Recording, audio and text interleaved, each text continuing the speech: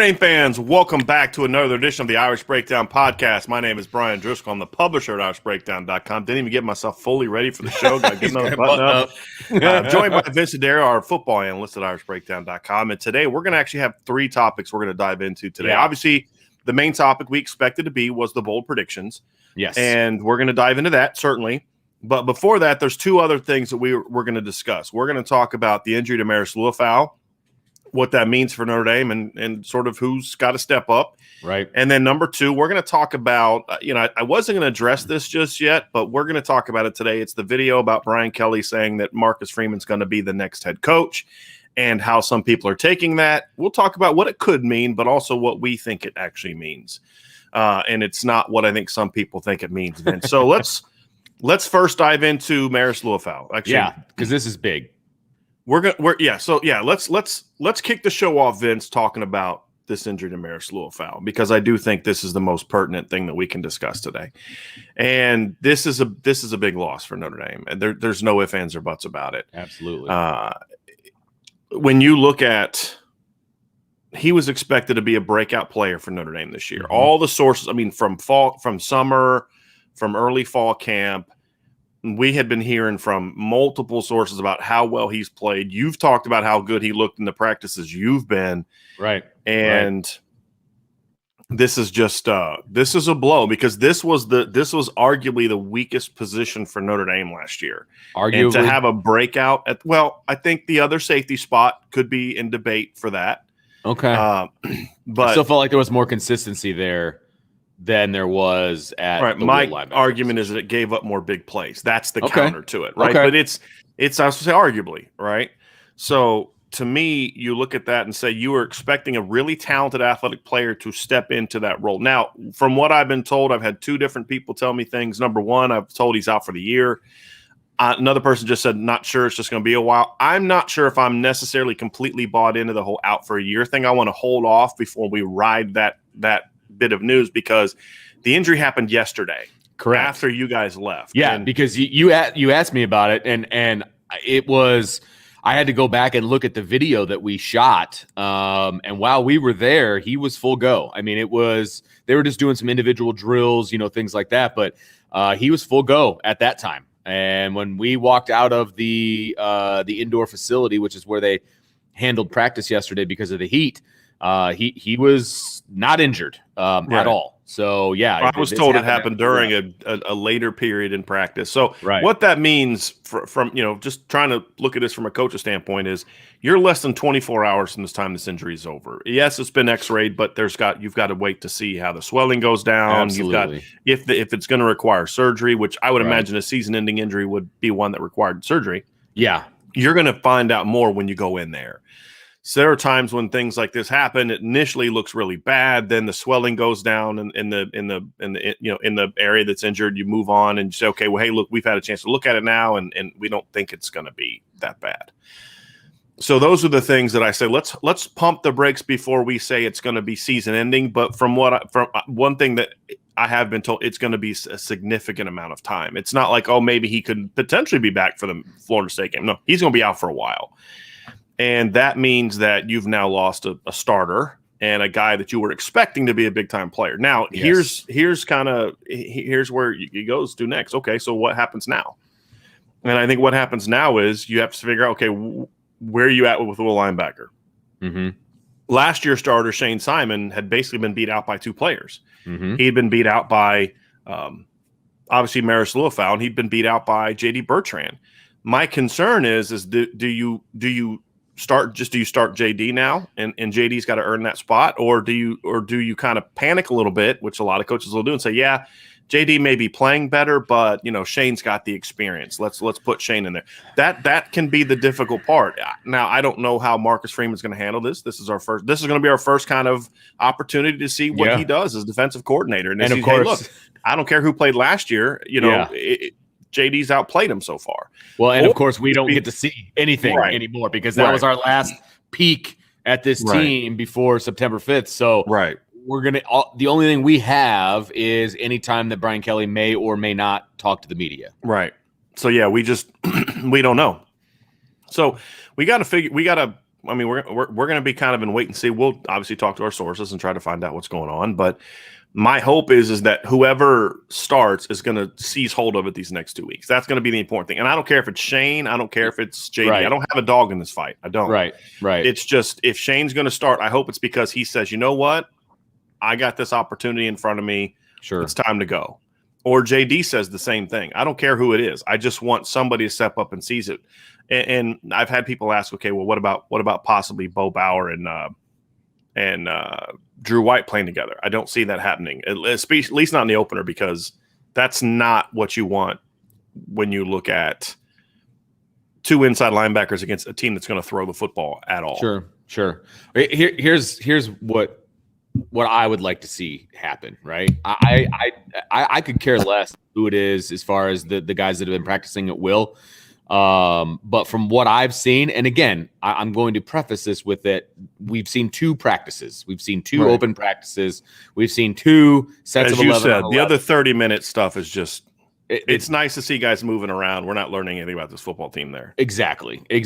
And look, am I appreciative that we get that opportunity? Yes, I'm not saying that. What I am saying is you're not learning anything, like you said. So what I would like to see happen, because what the reps that I've seen Shane Simon take, I have not seen progression from last year's game film and watching him live. I haven't seen any progression.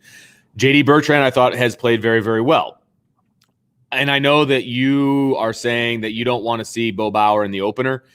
There's only we're a week away from the opener, essentially, right? Because this team's probably going to travel on Friday, maybe Saturday, so I don't that you have a week of prep, I don't anticipate Bo Bauer being the starter at will in any way, shape, or form. But what I would do is I would start to cross-train him a little bit. You have to be prepared for that contingency. What I'm saying is that can't be your base defense against a team that's going to throw the ball. No, I agree with that. That's where I'm coming from. Now, does this maybe expedite the need to have a Bo Drew package, like maybe in the goal line, short yardage, red zone? Sure, go for it. To just take a little bit of pressure off of JD, et cetera, because you're also in a tough number spot now, Vince, because you've only got 2 wheels left, essentially. Yeah. So here's another question: Does this expedite the potential move of Prince Kollie? Kollie, yeah. And, it's funny that you mentioned that because it's funny what you can glean from 30 minutes, right, of FSA, et cetera. Chris Summers is there kind of watching the O-line, doing some video work for us.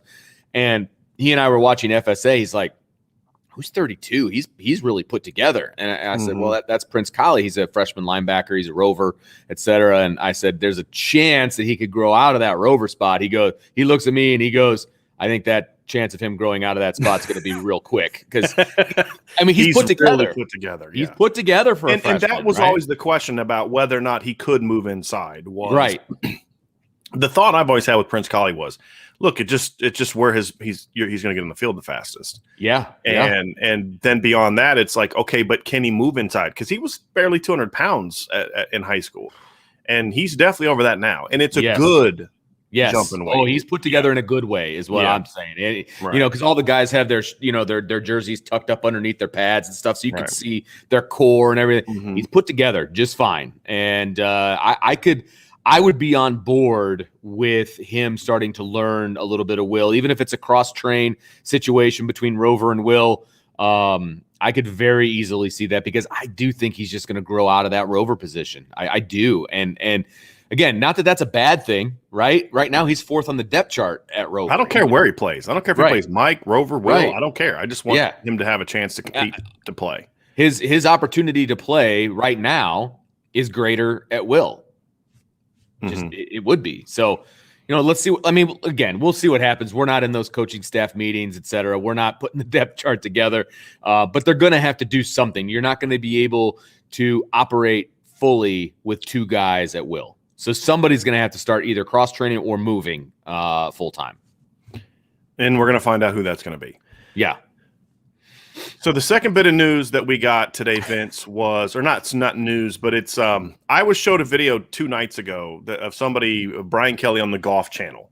And I don't think it was a recent interview. I think it was something they were playing. I don't think it's something that happened the day they're playing it, because Brian Kelly's been at football games. Yeah, my guess is that was when he had like his golf outing, maybe. And he goes to a lot of different golf events and stuff like that. So This is probably something that's not new. And in the video, Brian Kelly says, he's talking about race in America, and he talks about Marcus Freeman, and then he says he's going to be the next head coach.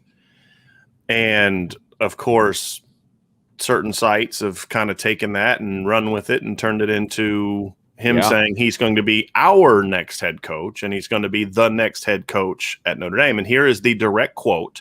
Yes. Brian Kelly said, my defensive coordinator is black, and he's going to be the next head coach. Now, that could certainly mean that he was referring to he's going to be the next head coach at Notre Dame. That's what he could mean.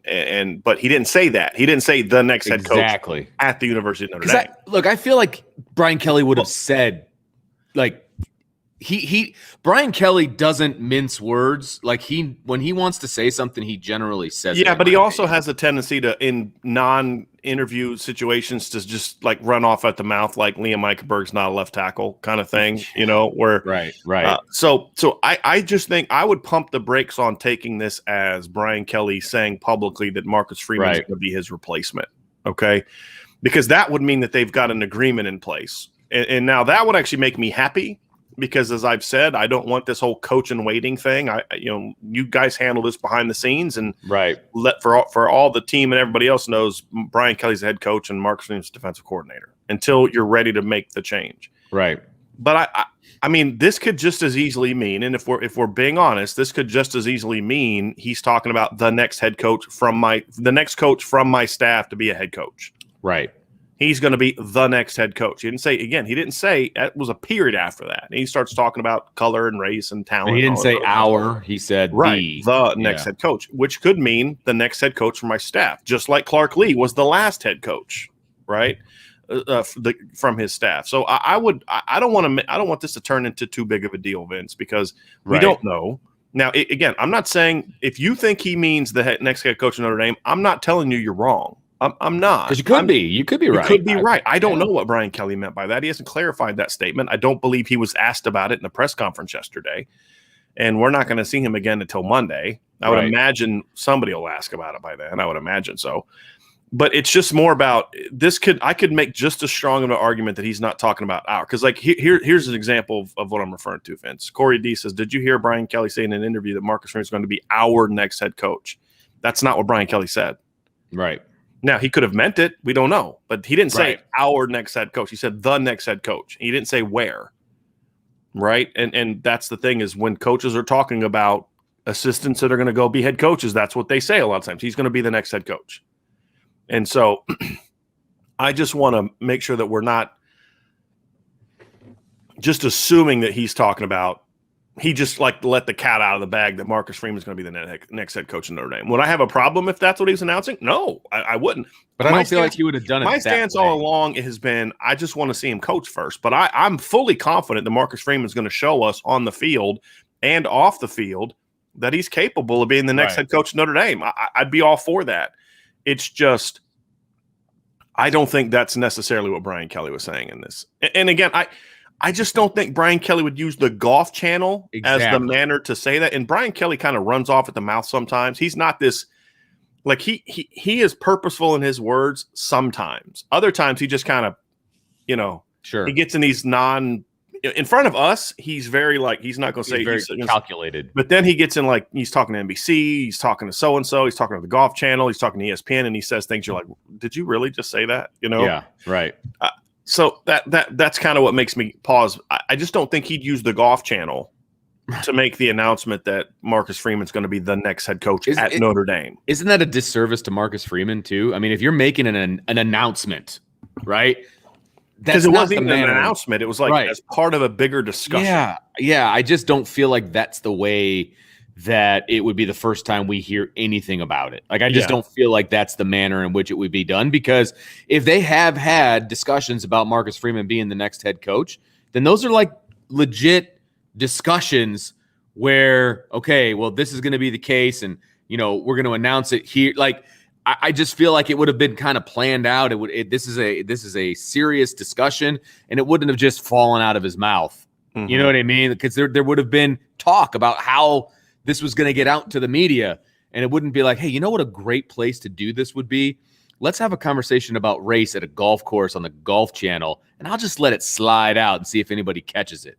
That Marcus Freeman is that's almost like disrespectful to him. Yeah, exactly. That's my point. That he's going to be our next head coach. I would not want to see you either don't say it at all, which is what I hope happens. I hope that Brian Kelly walks us back and says, look, what I'm saying is that Marcus Freeman is going to be a head coach. He's going to be the next coach from our staff to become a head coach. He's going to be a head coach, yes. And because I don't want there to be the coach in waiting thing publicly. I don't. I think that would be disruptive to the program. I don't have any problem with them making Marcus Freeman the coach in waiting. I have no problem with that. I just want it to be an agreement between Jack Swarbrick, Brian Kelly, and Marcus Freeman. That's it. That's it. Yeah. To the players, Brian Kelly's the head coach until he's ready to say it's time to make the move. Then Marcus becomes a head coach. Right. And we've talked about this. If it gets to be public, even within the team, number one, if it's within the team, it's going to get out. Okay. Number one. And number two, then you've got, I don't want to say dissension in the ranks, but then you're like, okay, well, who do we listen to? Because, let's say you're a freshman and it's been announced that Marcus Freeman is the next head coach. You don't know how long Brian Kelly is going to be there. How long is he going to be your head coach versus how long Marcus Freeman's going to be your head coach? So who am I really going to listen to between the two of them? And then you talk about the recruiting trail and, Brian Kelly goes in to close a deal and the kid's like, well, you're not even going to be the head coach when I'm there. Right. Like, it's just, I would be very upset if they did this publicly. I would be. Right. And I hope that Notre Dame would have thought that through, and then that would have been something that they would have talked about. Like, that's not what we want to do, and we want to do this the right way. So, again, I fall on the side of he's going to be the next head coach from my staff, not the next head coach at Notre Dame. But, again, I mean, that's a possibility. I just don't feel like he would have let it slip on the Golf Channel. I would hope in not. the middle of summer, And I will also say, if I'm a producer or a director or somebody that has any kind of power at the Golf Channel, and that was something that was said by Brian Kelly, it was said by Brian Kelly on the Golf Channel. He made some sort of crazy announcement. Like, I'm not waiting 3-4 months to put that out there either. Like, breaking news. Yeah, the head coach at Notre Dame just said that Marcus Freeman's going to be the next head coach at Notre Dame. I don't feel like they would have sat on that information for a couple of months. So, unless, it's golf people, they have no clue what he's talking about. Which is possible, I suppose. I mean, look, not everybody that does producing for shows knows anything about sports. They just know how to produce a show. That's fair. Right? That's fair. Just because I'm, you may be a great football coach doesn't mean you can produce a show, right? There's a specific talent involved, and I'm giving them props. It's just doesn't mean that they know anything about football. So fair enough. So Vince, let's move on to next. We're going to talk about our bowl predictions, the original purpose of the show, and so, but hey, that's what we call an audible. We got to be ready on our toes to talk about things. So it's the great part about having a daily show is that we can do stuff like this. So it's awesome. Yeah.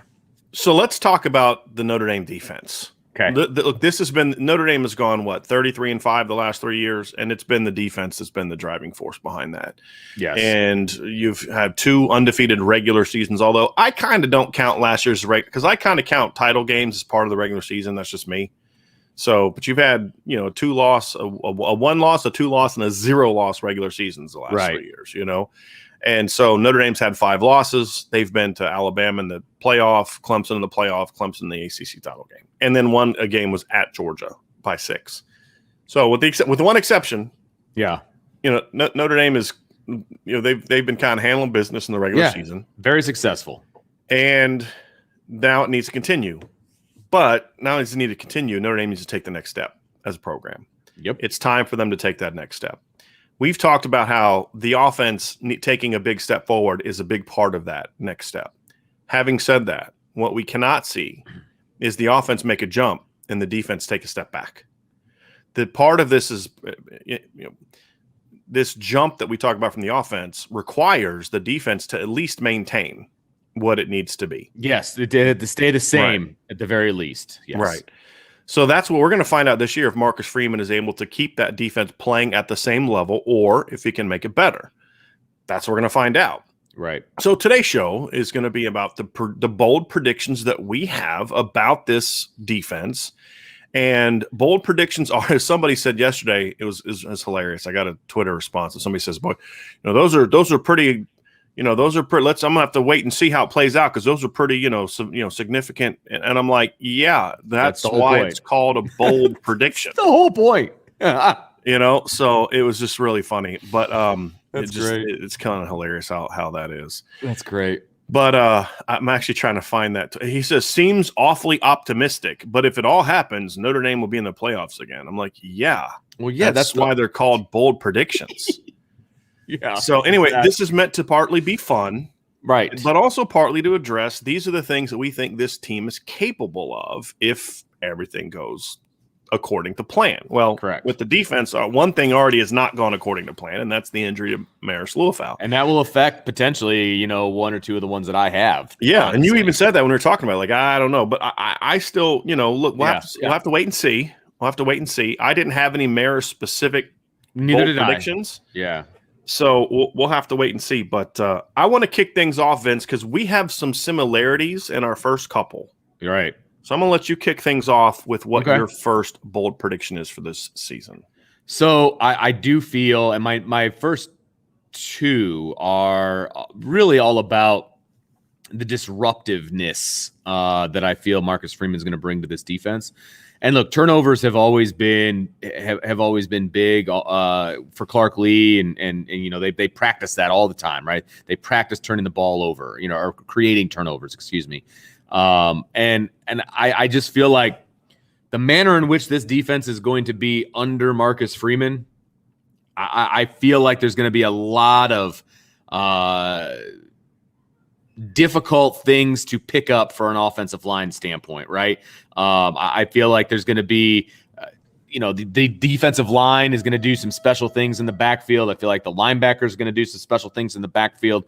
And so my first bold prediction, and again, this is where not having Marist had me kind of thinking twice, but I'm still going to go with it because whoever is playing that will is still going to be expected to be a disruptive force, right?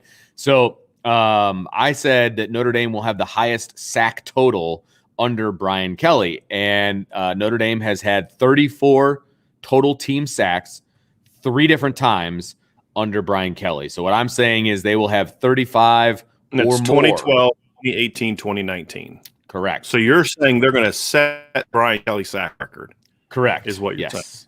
That is what I'm saying. Yes. I'm with you on the disruptiveness. I'm there. I don't care as much about sacks. Just personally, I don't care as much about sacks. I am going with tackles for loss. I think this is going to be the most tackles for loss that we've seen under Brian Kelly defense. I think this is going to be a group that when you look at it, 92 is the best. That was done in 2019. And last year they had 90. Last year they probably would have set the record without right. Agreed. They played 13 games. Right.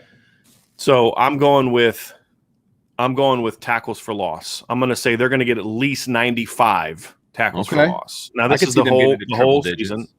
I could see that. So 92 is the record. I'm going with at least 95 tackles for loss from this defense. I think this is going to be a very disruptive defense. Yeah. I think they're going to have a lot of tackles for loss up front. I think they're going to have a lot of tackles for loss on linebacker. I think this is a defense that's going to be dominant at times. I think they're going to have their problems at times. I think that early on it may take a couple games for this team to get their feet wet, this defense to get their feet wet and be on the same page and really see it in its top form. But I'm going with this being my bold prediction. I think this is going to be, even when it's not playing great, it's going to make a lot of plays in the backfield, in my opinion.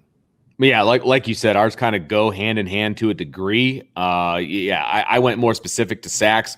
But yeah, I think this front is going to be so disruptive that teams are going to have a hard time keeping Notre Dame out of the backfield.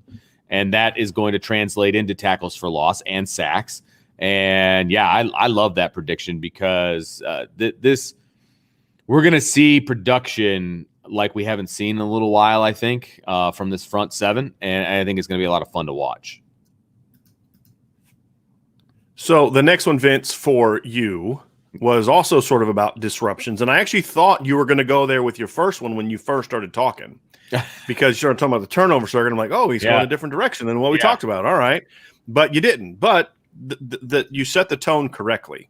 Disruption on the ball leads to turnovers, and that's where your second one comes into play. Absolutely. It leads to turnovers, and specifically for me in this bold prediction, it leads to interceptions. And when you are pressuring the quarterback and you're, making him throw off platform, you're making him throw inaccurately, right? And I do have a lot of faith in this secondary, of course, led by Kyle Hamilton and Houston Griffith in the back. And these corners, I think, are having a good fall camp. And so I think they're going to get their hands on some footballs. And so my specific bold prediction is that Notre Dame is going to have the highest number of interceptions in the Brian Kelly era. And so for a little bit of, historical, action here, in 2010 is actually when they had the most interceptions. So Brian Kelly's first year, they had 18 interceptions on the year. They did 16 twice in both 2012 and 2014. And another reason why I believe that they could have a chance at a big number here is because if you look at what Marcus Freeman did at Cincinnati, the last 2 years at Cincinnati, both had 16 picks. And then his second year as defensive coordinator had 12. And that last year was in 10 games. Exactly. Yes, exactly. So he's been in his 4 years as defensive coordinator at Cincinnati, 3 of those years they were in double figures, 12, 16, and 16. And I just feel like with this particular group that he's going to have, and not only in the defensive secondary, but also the front seven, again, creating havoc. I think that it's going to lead to some turnovers, some fumbles and things, but definitely interceptions. So I think they're going to eclipse 18. I think they're going to set a record in the Brian Kelly era. I'm going to push you a little bit on that, Vince, for a little bit more information. Now, do you think, when you talk about that, do you see like there being one guy that has a lot, or do you see, because like at Cincinnati, he's never had anyone more than 5, interceptions wise. He had a guy in 19 with 5. Last year was 4. You had a bunch of guys with 2 and 3. Do you see this as kind of, obviously to get to 18, you're not going to have one guy with 12, right? Right. I mean, when Notre Dame had 18 in 2010, Harrison Smith had 7 of them. Right. And when they had the big number in 2012, that was when they Teo had 7. Had 7. Right. Exactly. Yeah. Right. Do you see one player being the primary beneficiary of that, or do you think this is going to be completely spread around? Like maybe no one has more than 5, no one has more than 6. What are your thoughts on that? Well, the easy answer would say Kyle Hamilton, but I just think the teams are going to go away from him. I don't think he's going to get enough. Have the opportunities. I'll be shocked if Kyle Hamilton gets 7 interceptions. I would be shocked as well. And so, no, I don't think that there's going to be one guy that is crazy when it comes to interceptions. I think that it's very similarly to what we think the offense is going to do. As far as spread the ball around, I think that's what happens with the interceptions. I think it's going to get spread around. I could see, Jack Kaiser getting a couple. I could see whoever ends up being the Will getting a couple. I could see, Houston Griffith, because he is going to get tested a lot. I could see him getting a couple. Impromptu bold prediction I'm requiring from you, Vince. Okay. Who do you predict will lead Notre Dame in interceptions? Doesn't have to give me the number, but who's the player you think is going to lead Notre Dame in interceptions? You know what? It's between 2 guys for me. It's between Houston Griffith and Cam Hart. Okay. I think Cam Hart is going to get some opportunities, especially early, because he's probably going to be going up against the number 1 guy in the boundary. Obviously, I think he's going to get a lot of opportunities, but I think Houston Griffith is going to get even more opportunities because people are going to shy away from Kyle Hamilton. So because he gets the most opportunities, I'm going to go with Houston Griffith.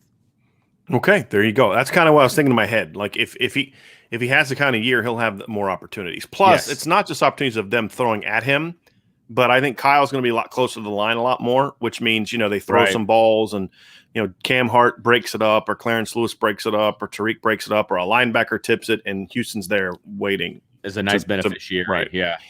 So I think that combination. I'm going to go a little, again, bigger picture, but same topic, and that's turnovers. I'm going to go Notre Dame's going to get 30 turnovers, which would be a record under Brian Kelly. The previous record actually was in 2019. Notre Dame had 28. Notre Dame finished 4th in the nation that year at 28. Wow. I'm predicting they're going to get to 30. Now, 30, I'm not counting last year because limited number of games and teams. Right. But 30 would have been ranked second if tied for second in 2019. It would have tied for 6th in 2018. It would have tied for 6th in 2017. It would have tied for 4th in 2016. It would have tied for 8th in 2015. So, again, 30 turnovers is a lot. Yeah. And that's what I'm going with. I'm going to predict 30 turnovers because I don't know if like sacks and interceptions, but I just think overall this is going to be a really disruptive defense by nature. And I think, Clark Lee's defenses did a pretty decent job at turning teams over at times the last couple of years. 2019, for example, sure, Notre Dame had 28 of them. Well, they only had 9 interceptions that year. They had 19 forced fumbles. A lot of teams are putting on the ball against Notre Dame. Because, Right. again, that was a point of emphasis at practice. And that's one of the things I remember when this new regime on defense came over from a coaching staff standpoint. Everybody was talking about how much they practice trying to strip the ball and, havoc plays and all of that stuff. And I'm going to assume that Marcus Freeman is doing the same thing. Yeah. I mean, that's the style of his defense is to create havoc. So, I think their teams are going to put the ball on the ground against this team, and turnovers are going to be high. Last year, Cincinnati ranked 10th in forced turnovers, total forced turnovers, despite only playing 10 games. That's obviously they were 10th the year before with 26. Yeah. And with all due respect, I just don't see them having the talent that Notre Dame has, top to bottom. I just don't. I think the thing that hurt, I don't think last year Notre Dame was great at forcing turnovers. They ranked 32nd in a year where there was a lot of teams ranked ahead of them that had like 8 games played, 9 games played, things like that.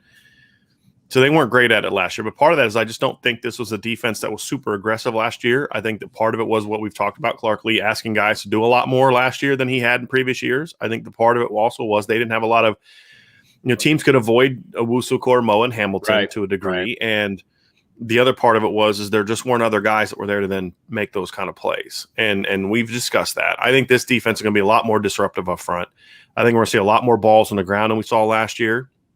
And I think that the defensive line in 2019 was a lot more disruptive than last year's group, just in my opinion. And I think that was a big reason why we saw some of those fumbles. I mean, I think of what Julian Akwar and Jameer Jones did to Virginia in the second half of that game. I mean, Julian Akwar just went off, forced a couple fumbles, and you had the one where Jameer forced a fumble.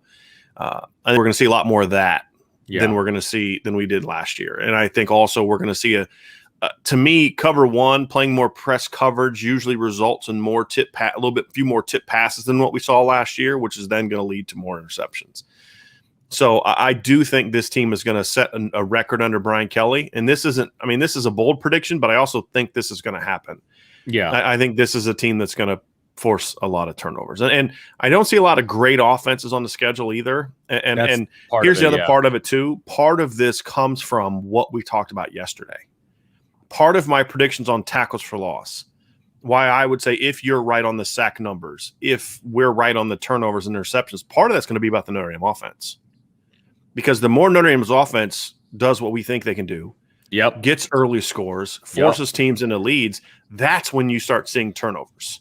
Is when you jump out on the team and that team's out of their game plan, they're out of their comfort zone, they're out of their, hey, we're on schedule, we're running the script, we're doing this. When teams get off of that, that's when you see mistakes happen. When quarterbacks think, oh, shoot, we're down 14, I got to go make a play here. Running back, I got to stretch this ball out and try to make a play here because otherwise we can't punt on this down. That's when you start seeing mistakes happen. Yes, exactly. When teams start to press, I mean, they're pressing. That's what they're doing. They're so these two things are going to have to tie together. If the offense doesn't take a big jump, then I'm not going to be as confident in these things happening. So we're going all in on the offense because what we think of the offense is factoring into what we're predicting for the defense, at least for me. Right. And I'm speaking for you, Vince, just because I think I know you well enough to know that. Right. But if I'm wrong, you correct me on that. If you think this defense is going to do this regardless of what the offense does, please correct me. I think for them to truly actually reach our bold predictions, for me, that the offense has to do what we think it's capable of doing. No, that makes a lot of sense because it's when you put up points, it puts just so much pressure on the other team. And you mentioned it, the offenses that Notre Dame is going to face, I don't think are amazing. And that is going to, so now you've got offenses that already aren't, all world, right? And now they're pressing and they're trying to do things that they aren't necessarily great at. And they're trying to do it quickly because they're trying to dig themselves out of a hole. Well, that's where defenses like this are going to feast. They're going to absolutely feast on it because now, guys are going to be in the box or in the pocket a little bit longer, trying to make a play. Well, you stay in the box or in the pocket too long, it's going to collapse on you, right? Or you're going to make a throw that you really shouldn't be making as you're trying to push the ball down the field or trying to fit it into tight windows or whatever the case may be. there will be more of those kinds of opportunities for this defense if teams are playing from behind. And so I agree with that wholeheartedly. I this has a lot to do with what we think the offense is going to be. Yeah. So let's dive into your third bold prediction, Vince. What is your third bold prediction? So my third bold prediction, I guess, is kind of, off the coattails of what we were just talking about with turnovers and being disruptive and, and havoc defense and all of that. I think Notre Dame's going to score some points on defense. And I predict them to have 3 or more defensive touchdowns this season. They had 1 last year. Obviously, that was the Jeremiah Owusu-Koramoah fumble/interception situation where he was able to get it in during the Clemson game. So they had 1 last year. It was a fumble because it was a backwards pitch. Right. Yeah. Right. But I think Notre Dame, like I said, whether it's a pick 6, whether it's a scoop and score, I just feel like this defense is not only going to be creating turnovers, but they're going to score off of some of those turnovers. And it's only going to help this team. It's only going to help this offense. It's going to put points on the board, etc. I just feel like this group is so athletic and so it's going to be so disruptive just because of the scheme that there's going to be opportunities for this team to score on defense. And so I'm going to say 3 or more. Can I ask, Neil, you're talking direct touchdowns? Direct. Or are you talking about not like recovering at the 1 and the offense punches it in? Like you're a defensive guy is in the end zone doing a Okay. fat man dance after they do a scoop and score, a strip sack or something. Yeah, defense in the end zone, 3 of them. Okay, so that includes I'm thinking 2019. I know they had 1 against Stanford. I'm trying to remember. They had 1 against New Mexico, right? Kyle Hamilton had the one against New Mexico. Yeah, and then Khalid Kareem had a sack that against Stanford in the end zone. And I'm trying to remember if there was another defensive touchdown on defense that year. So you had Foskey had 1. No, that's 2020. See here. Because that was on a punt. That was special teams. It was on a punt. So I'm not counting special teams. Paul Mawala had 1 against Navy. Remember, he intercepted that pitch. You had Kyle Hamilton against New Mexico. Adi Ogundiji had 1. Khalid Kareem had 1. So they had 4 in 2019. Okay. And so you're going 3. That's still a high number because 4 was still the a high number. 4 was the high last year, right? But again, it was a shortened season for some people. The point I'm making though is I don't think Notre Dame was a real good team in 2019, and I think I think part of the reason but that was also the year that they set their scoring record. Well, it helps to set your scoring record when you get 4 touchdowns from the defense. Is the point that I'm making? Absolutely. It's a big thing. It's an important thing. Yeah. I remember Ogundiji's. That was against. I'm trying to remember where Khalid Kareem got his against. I'm trying to look this up here. See, it says scoring. I don't. See, here we go. He had 1 against Stanford. Okay, so Khalid recovered the 1 against Stanford. Ogundiji's was against Virginia. Remember when Jameer Jones had the sack of Bryce Perkins and Ogundiji picked it up and ran it back? Yep. I sure did. And Myron almost got 1 that game, remember? Yeah, there was Tungaloa picked 1 up and ran it back also, and it set up a score. So they almost had 5 that year. Yeah. But that's a lot. I mean, that's a lot. So we're just trying to highlight that's 3 is a lot of touchdowns, especially for a team that we think can be good on offense. If they're good on offense and they're getting points on defense and special teams, because I think they're going to get a special teams touchdown this year. A return. One of my predictions this year, we're not doing a bold prediction show for special teams because I don't want to. It'd be like 5 minutes long. I don't want to. I predict that Matt Salerno is going to fair catch 75 balls. That would not be a bold prediction. I think they're going to have a return for a score this year, and I'm not talking like a blocked punt or because they've had straight up those. return. I'm talking about either a punt or kick return, and I'm kind of thinking kick return. Yeah, right. And number 25 taking 1 back. He was close a couple times. He was so close. And sometimes he just got tripped up. Sometimes he made the late read or wrong read. But that's freshman stuff. I think he's going to have at least 1, and it would not shock me if he has 2. Yeah, that'd be awesome. Might be more of a bold prediction to say he's going to have 2. Yeah, let's go there. So my special teams bold predictions, they're going to have two kick returns, punt/kick returns for touchdowns. Not blocks, but just straight returns. So what are you laughing at, Vince? You're just What? it's just good stuff. I would so Do I love to amuse see you, Vince? Do I entertain you, Vince? Yes, am I a clown? It's a great movie. I would my bold prediction.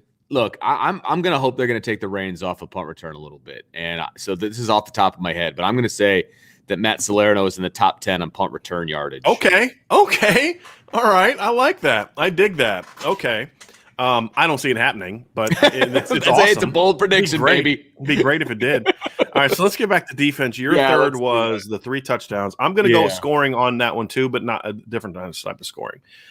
I'm going to say Notre Dame is going to have their second best regular season under Brian Kelly when it comes to holding teams into single digits. I'm not a big fan of shutouts because shutouts kind of pointless to me because, when you're scoring more points, you're going to take your starters out on defense earlier. Right. And you're going to give up points, right? Right. So as I look at these numbers, last year Notre Dame held 3 opponents to 10 points or less in the regular season. In 2019, they held 3 opponents to 10 points or less. One of them not being New Mexico, by the way, which still drives me nuts. They held Bowling Green, Duke, Boston College. Now they had 4 in the season. They had Iowa State in a bowl game, but I anticipate Notre Dame's going to be playing a team much better than Iowa State. That Iowa State team in a bowl game. I'm going to go. They're going to have at least 4 games they hold teams. Now the record under Brian Kelly in the regular season is 6, and that was in 2012. I don't see that happening. Yeah, I think they play because they're not going to. There's a lot of teams that can score. And they played ball control that year, so they limited possessions. I don't think they're going to be a ball control team this year. So I think teams are going to have more possessions. More possessions equals more points. Right.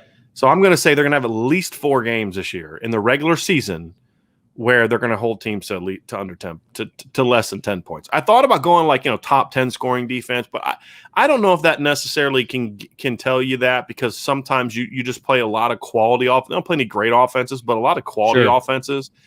And I'm going to go with at least 4 games with under 10. And here's the other one. One of those games will be against a ranked opponent. Oh, that's the other component of it. One of it, I like that. There's going to be some ranked opponent this year that Notre Dame just obliterates. I don't know who it's going to be. I'm not predicting it's going to be USC or Wisconsin or something.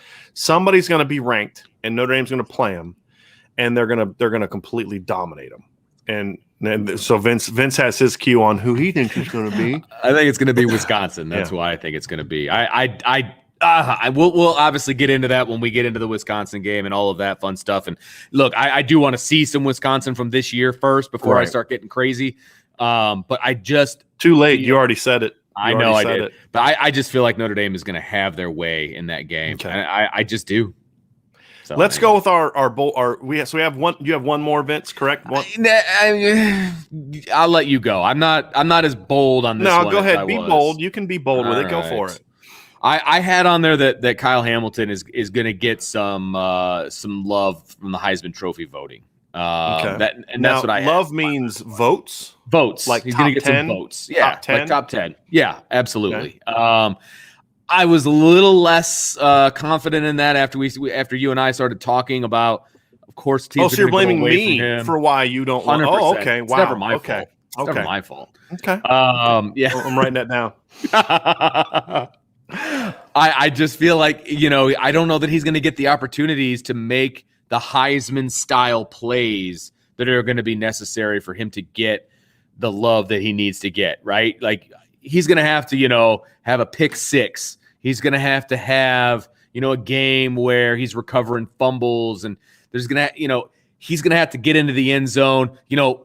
What was it? A few months ago, people were talking about Kyle Hamilton, on offense. Playing offense. Right. Yeah.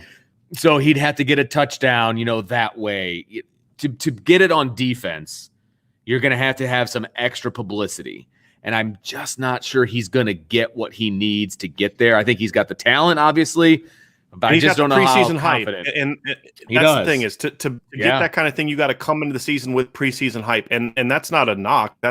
He deserves that. If he wasn't getting preseason hype, I'd be hammering people for not giving him preseason hype. Right. But you have to.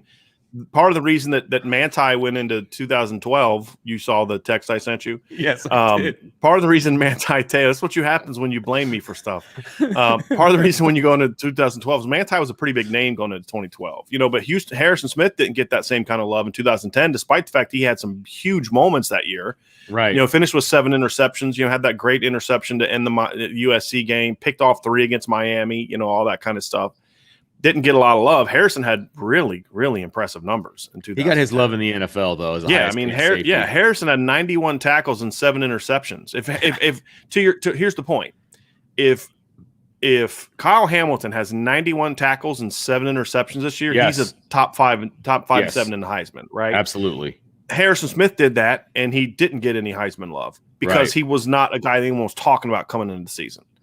That's my point. Yes, and that's a good point. So that to me is he's got that. So to your point, he's going to need. He can't just play great, right? He can't just play great football but not produce. Right. That's just.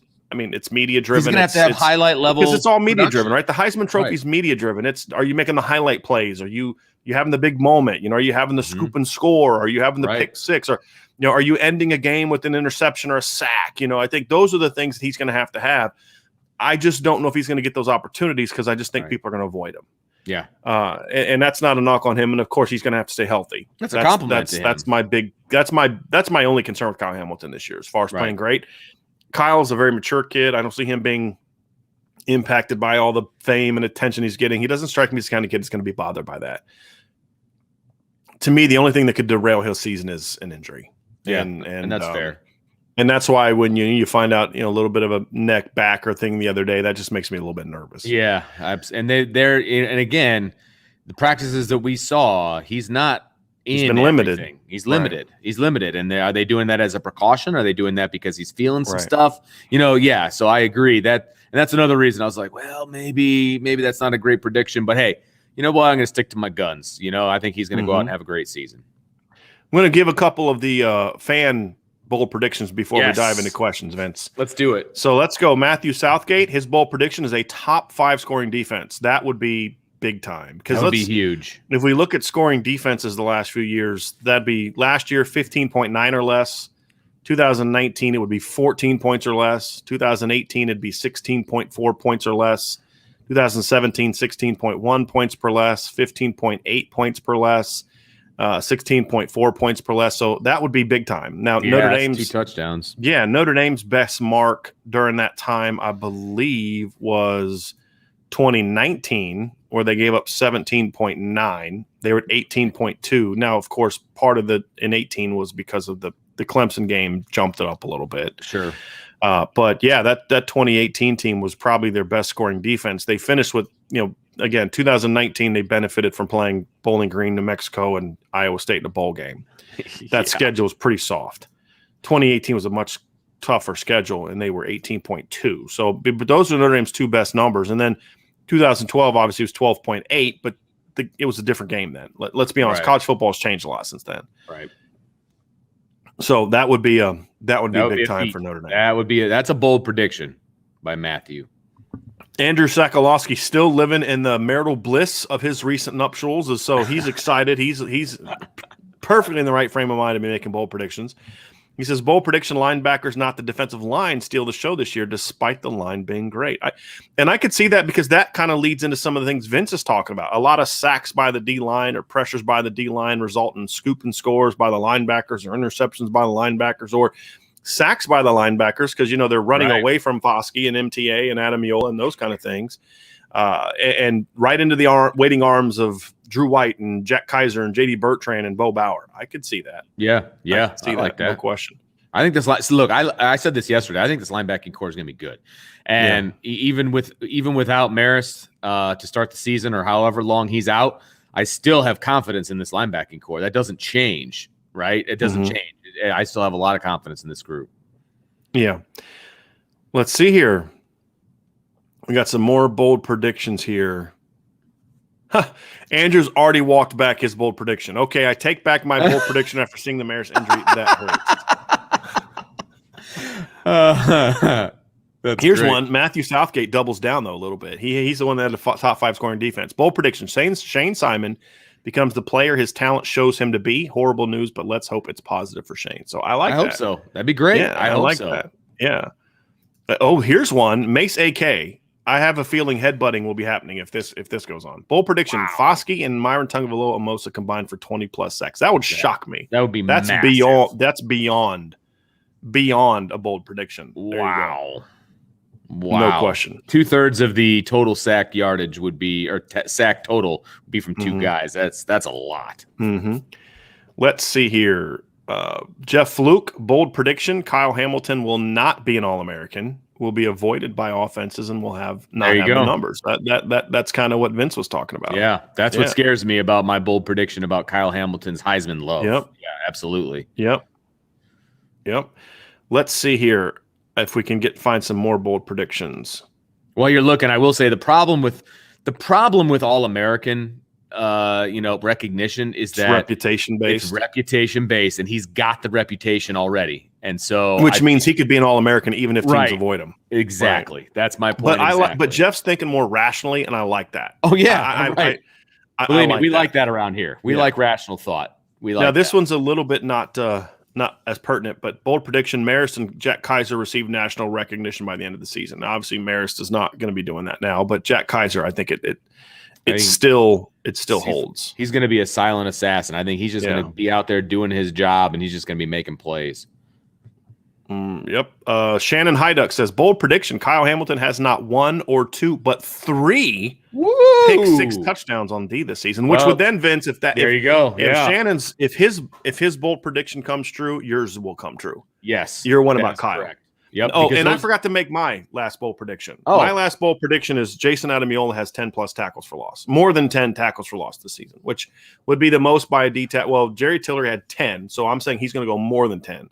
It'd be the most since Sheldon Day in 2015, right? Then Sheldon had defensive lineman, right, from a defensive lineman, yeah. So or from an interior defensive lineman. Well, the way he's been going in fall camp, he's going to be tough to keep out of the backfield. Yes. Aquara and Kareem had more than 10 in 2018, but I'm interior. Tillery had 10.5. I'm going more than that, and then Sheldon Day had 15.5 in 2015. And I'll tell you what. We're hearing a lot of, hype coming out of Florida State and, while you're looking there. And I just, what I haven't heard hype about is the offensive line for Florida State. And I feel sorry for those 5 gentlemen, whoever it ends up being, because the S storm is coming their way. Right. And it's going to be ugly. I'm just, whoever the quarterback is, because they haven't named a quarterback, Mackenzie Milton, the Travis kid, whatever, they're going to be running for their lives is how I see Florida State going because of that front. And Jason Adamiola is going to be leading the charge up the middle. And those offensive linemen aren't going to know what hit them. And I don't care who the starting quarterback is. It doesn't matter to me. Matthew Hayter says, my bold prediction is Justin Walters is the third safety. I like that. I mean, he's looking more depth chart wise, and we don't often think that way. I like that, Matthew. That's bold. And he has another one. It says another one is that Jack Kaiser leads the team in tackles. I almost went that route, actually, with my bold prediction. Don't try to steal Matthew's thunder, Vince. I'm not stealing. I gave you a chance before anybody else. Hey, hold on. Your bold predictions, and you didn't give it. What I'm saying is Matthew has a great head on his shoulders. That's what I'm saying. Okay. Yeah. Okay. Here's some comments that I'm getting from people about the Marcus Freeman conversation we had earlier. Yes. Irishman 7114 says, so what I hear Brian had been saying is about Marcus Freeman is let it play out. Put it on the Eric shirt. 1863 says Brian is itching to say let it play out right now. Hashtag LIPO. Oh, it's going to be great. People are we're going to start using that hashtag. People are going to think we're trying to get surgery or something. Which, for me, probably would definitely be taken that way. Patrick McGrain says, bold prediction, Houston plays himself into a first-round draft pick. Wow, first round. Woo! Look, I'm on the Houston Griffith bandwagon, but that'd be a light bandwagon. I don't know if a whole lot of people are on that one. Yeah. Here's a couple more. I like these. We're definitely starting to get into some bold predictions now. So Sam Tyrell says over under 3.5 defensive picks in 2021.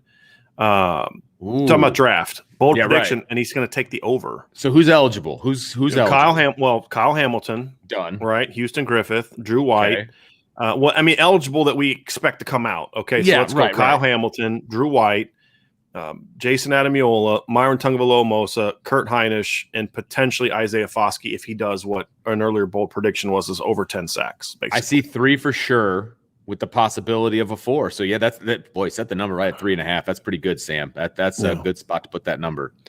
I'd probably go, and then Tariq Bracy too. I'd probably go under just because I don't think Foskey's going to come out.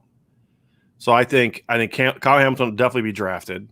I think Jason Adamiola will be drafted. I think those guys are day 1, day 2 picks. Right? Day MTA, 1 for Kyle, day 2 for him. And I think MTA definitely gets drafted. It's going to all boil down to Kurt Heinisch at that point in time. Does Kurt Heinisch or Drew White get drafted? Drew White would be my next on the list. The issue that I have for Drew is size and injury history. Sure. He's had some bad injuries in his career at Notre Dame. Yep. Now, if he has a big year, I could see it because he's been productive. It's just he's going to have to really test well. Mm-hmm. Like, that's the thing. Like, he's going to have to really test well. I'm going to go over since we're on the bold prediction because I think either Heinisch or Drew White's going to get picked. Heinisch, Drew White, or Tariq Bracy's going to one. No, I said one of the 3. Oh, I see. Is going to get picked because I definitely see Hamilton. I definitely see MTA. I definitely see Adamiola. I think definitely see those 3 getting picked. Yes. Jason Adamiola or MTA was getting in mock drafts last year. People were putting him in mock drafts last year. I'm like, guy's not in the draft, fellas. Like, if you're going to be a mock draft person, you should at least know who the heck is in the draft. Whatever.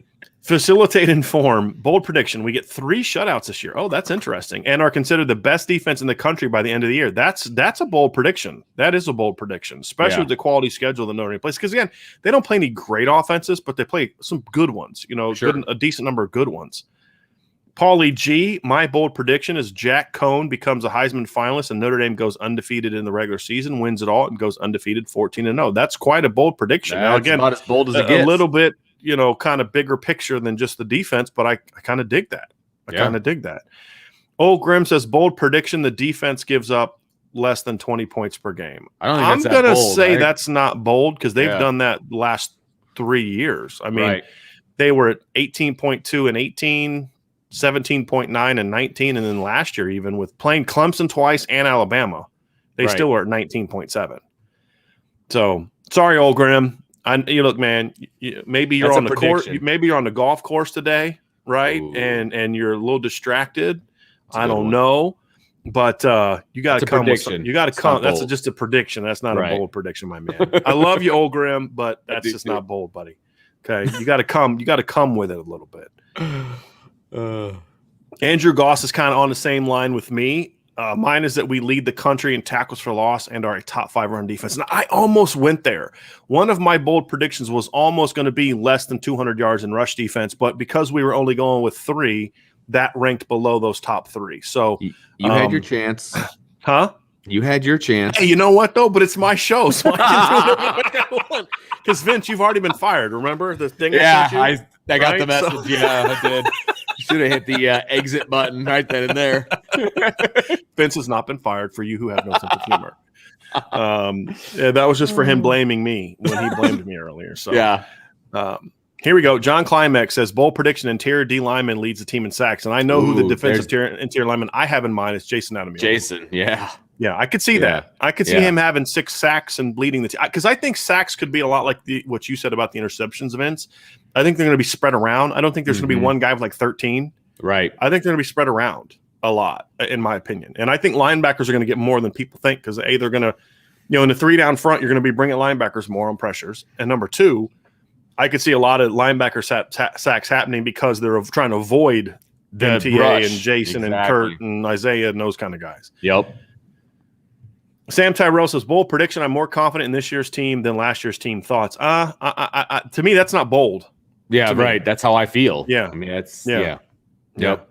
But that could also be my bias towards me already thinking that. But either way, Sam, whether it's bold or not, you're thinking like we do. And some people may say that's something you should be worried about. I think it's a good thing that you're thinking that way. Okay, here we go. Here we go. We're going to skip that one.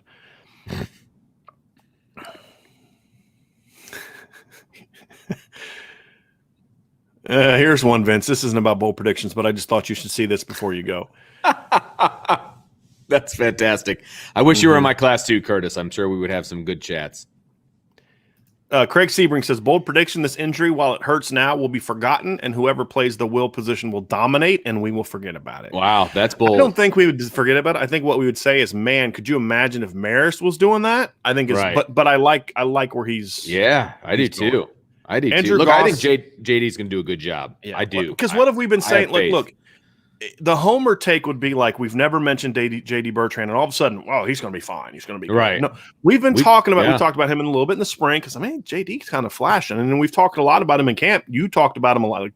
The comment you said was just he's just always around the ball. Yeah. And that's I've talked to sources, and I relayed to all of you the conversation I had. They're like, well, what makes JD so much better? He's just always around the ball. Well, what about he's just always around the ball, but what about he's just always around the ball? I don't know what else to tell you besides he's just always around the ball. If that carries into the season, that's great because that's not what the Will linebackers were last year. Right, exactly. And that's a positive. We did get a super chat down here, Vince. We got one from John Dalton. You guys are awesome. Don't know if you all covered my defensive bold prediction from yesterday. Foskey and Amosa have double-digit sacks. I dig that one. That's a bold. That's a bold prediction. That's a bold prediction. Yes, I love it. Yeah, and I will say this: that is the kind of thing that I'm talking about. That's the kind of thing that has to happen. The offense has to happen for that to happen. For his to happen, we have to be right about what we talked about yesterday. Yep.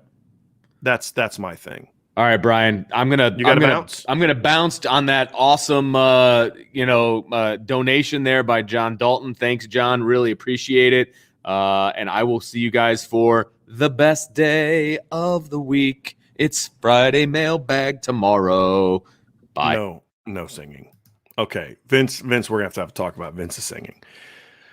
Let's get to some more of these bold predictions. I really like these. Craig Sebring, bold prediction. Oh, no, I'm sorry. We already had that one. Here we go. DJ Wilson, bold predictions. Although I'm concerned Drew might be affected by the will, I'm sticking with Drew White, has 10-plus tackles for loss. Ramon Henderson has at least one interception, and the interior defensive line has 15 sacks. I dig that one. That is bold.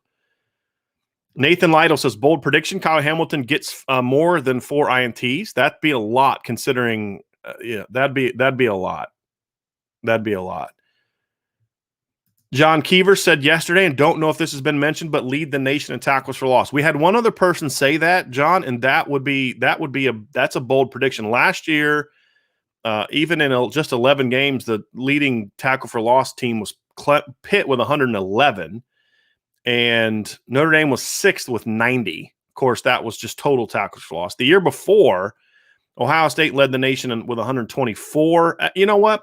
Here's the thing. Let's do this, John. I think a better way to look at it is probably to go tackles for loss per game, because the one thing that's going to hurt Notre Dame is they're going to always play fewer games than a lot of these teams. Even if they make it to the championship game, they're going to play 14. Well, that's what the 3 playoff teams are going to get. That's what a lot of these teams, any team that plays in a conference championship is going to play at least 14 games. So I think tackles for loss per game, 2019, the leader was 9.08, 2018, 10.46, 2017, 8.8, 2016, 9.6. So those, you're going to have to get up into like 120 plus tackles for loss to kind of be in that conversation. And that's a lot. That's a lot. That'd be a heck of a year. Heck of a year. No question about it. No question about it. Matt Romero says, I'm still taking Kyle Hamilton for INT leader. Even if the ball isn't coming his way, he has enough to catch a tip or jump a route.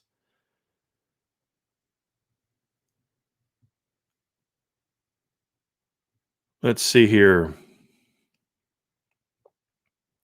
D-Rock says, bold prediction, Marcus Freeman, defensive coach of the year. I like that one. No question about it. I think, too, D-Rock, the thing about that prediction is a lot of the things that we've talked about would have to come, and other people have talked about, would have to come true for that to happen. They'd have to, have a bunch of shutouts or be an even better scoring defense than they've been in the past. And I have to have a lot of sacks and turnovers and tackles for loss. All those things have to happen and if they do happen, then your bold prediction comes true. He would be the defensive coach of the year, in my opinion.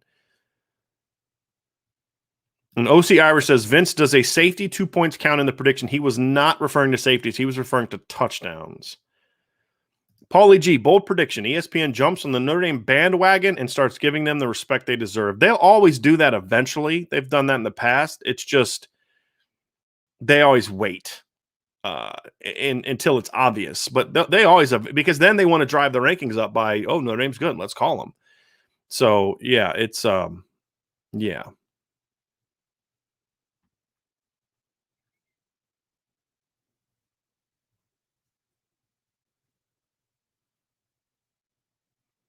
Here we go. Justin Hunter, Notre Dame won't allow a rushing touchdown until the Wisconsin game. That's a pretty good one.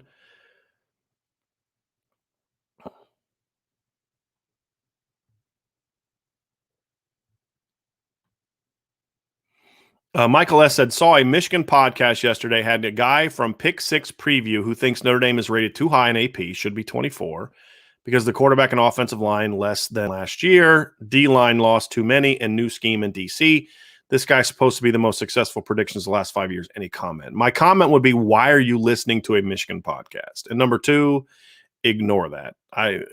First of all, people that brag about they're the most accurate, just ignore it. No, just I'm not even commenting any further on it. Why are you listening to a Michigan podcast? That's like, are you like torturing yourself? I would encourage you not to do that anymore.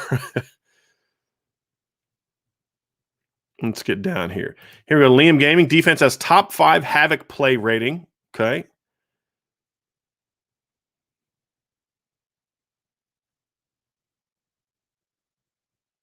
Let's see if we can get down here.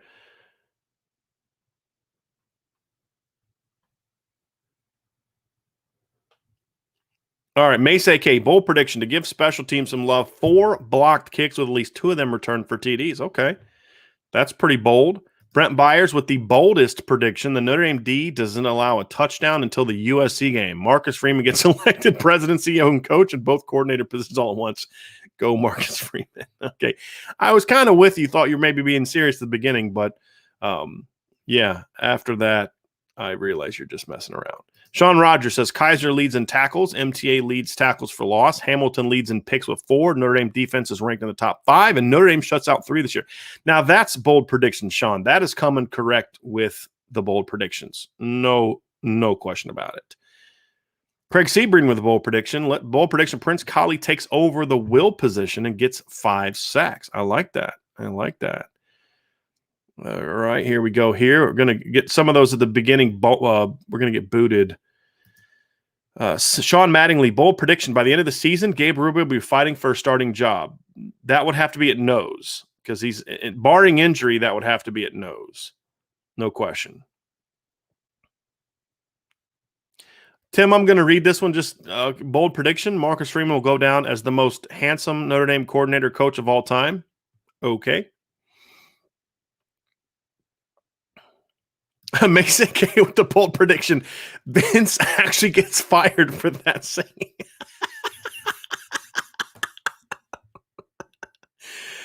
Oh, that was great. Oh, Andrew Sakalowski on that theme. Bold prediction, IB gets a new intro sung by Vince. Okay, so I can definitely say 2 of those bold predictions will not come true. I'm not going to fire Vince for singing. I can mute him, though. And then Andrew is definitely incorrect that there will not be a new intro song sung by Vince. John Dalton says, Cam Hart leads the DBs in interceptions. I like that one. Chili missed our show yesterday, so he's going to jump in with an offensive one. So he says Jack Cohn will have 400+ rushing and 6 rushing TDs. Very bold prediction. I would say Chili, that is pretty bold, because that's obviously way more than what Jack did at Wisconsin. And even in, Ian Book only had like 495 last year, and he was known as a runner. So if you look at what Jack did in 2019, he was at 22 yards rushing. Now, he did have 4 rushing touchdowns, and a couple of them were on scrambles. A couple were just, kind of pushing it in from the goal line. But that would be a really impressive number, Chili. That is definitely a bold prediction. Chili is coming correct with his bold prediction on that one. Real Irishman 7114, real prediction. Defense is number 6 in run defense. Justin A leads the team with 7. Okay, so you're going with Justin Adamiola leading the team with 7 sacks and 10 tackles for loss. I like that. No one linebacker stands out. They all get the job done, and Houston Griffith leads the team with 5 interceptions, including 1 pick 6. Hey, Irishman 7114, that is what I'm talking about. That is a really good, in-depth, bold prediction. That is definitely understanding the spirit of a bold prediction, but also one that I wouldn't necessarily be shocked if any of those things happened. Lamont J, bold prediction: Kyle Hamilton wins the Thorpe Award. Okay.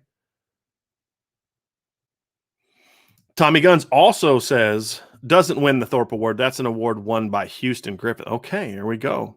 Here we go. Some interesting bold predictions today.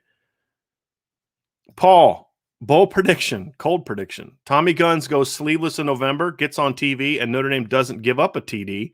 T Guns becomes that guy for years to come. All right. Let's get down to here some more. All right. Jeff Fluke says, Coach D, I apologize for my Ian Book to the Broncos joke on the message board. I wouldn't wish that on anyone but a Michigan fan. Yeah, Jeff Fluke came on the message board yesterday and said that the Broncos would trade for Ian Book. So doubling down on my hurt of the day of Notre Dame, of the Broncos naming Teddy Bridgewater as starting quarterback, which I'm disgusted by. Not a knock on Teddy, but he is what he is, right? I mean, he's a mediocre quarterback. That's why he's on his 6th or 7th team in 8 years. But yeah, that was hurtful. That was hurtful. John Climax says DBs get 5+ sacks. Okay, that's good. Linebackers get it'll be 10, and the D line gets 20 sacks. That's a lot of that is good. And then finally, for the bold predictions, Kevin's going to come with the bold prediction is Notre Dame wins the national championship. All right, there we go. I can dig all those. All right, so we're going to get to some comments. We lost a lot of those comments at the beginning because we just got bumped down. But I do want to kind of jump into some of these other comments and questions. If you have comments and questions about the other topics we talked about or anything else, you can go ahead and throw them in now. I'm going to work through those. We've kind of worked through the bold predictions here. Chief Brody asks, if Marcus Freeman is the next head coach from the staff, then I don't think he will be the head coach of Notre Dame. He will go elsewhere and become another Urban Meyer we always want back. Again, so just two things on that. Number one is I don't necessarily agree with that. I mean, Brian Kelly's contract is up in 2024. Brian Kelly cares about his legacy. If Brian Kelly believes that Marcus Freeman needs to be the next head coach, they will do one of two things. One is they'll make him the coach in waiting, hopefully privately, which, I mean, if Brian Kelly was talking about the Notre Dame job, then they've already done that. I don't think that was necessarily what that was meant to be. But if it was, that's what it means. But I think they would, if he was really showing those chops, I think they would figure something out and a way to keep him here. Because I do think Marcus Freeman really likes it at Notre Dame.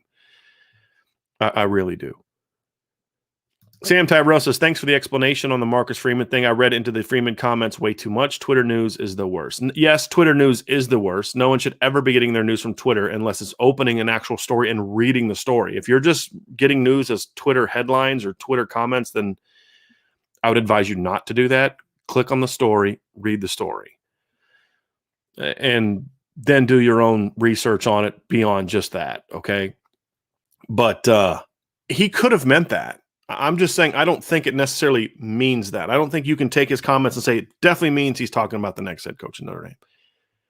I don't think so. John Climax says Kaiser to Will, and then Paul Moala or prior to Rover. I would not do that, John. And I understand the thought, but I would not, because I think to me that's now limiting two positions. I think you're now hurting two positions because I'm keeping Rover and Mike as strong as possible, and then you figure out your next best option at Will. If you move Jack Kaiser to Will, I think Jack could play Will, but I don't think Jack's as good at Will as he would be at Rover. And now you're clearly not putting your best Rover on the field either. And so I would say, no, don't do that. I'm not a big fan of very often of moving that kind of guy unless it's a situation where that position is so important that you have to do it. So that's why I advocated for moving Robert Hainsey to center last year. That would be an exception. This would not be an exception to that, in my opinion.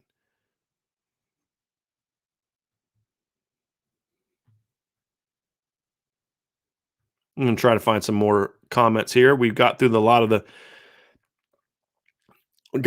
bold predictions. Let's see if we have any other interesting things here. Tommy Guns asks, are you keeping track of these and will revisit them when they get achieved? Yes. No, I'm not. You can. I'll have my bold predictions and I'll kind of look at those at the end of the year, but I'm not going to be like archiving all those. Remember what you said. And if you get it right, come back and talk some trash when we do a podcast at the end of the season. Dynasty IP asks, if you were to put a percent rating on the Notre Dame defense, what would it be pre-injury and post-injury? Trying to understand the significance of this loss. I have no idea how to put a percentage on that. What I would say is,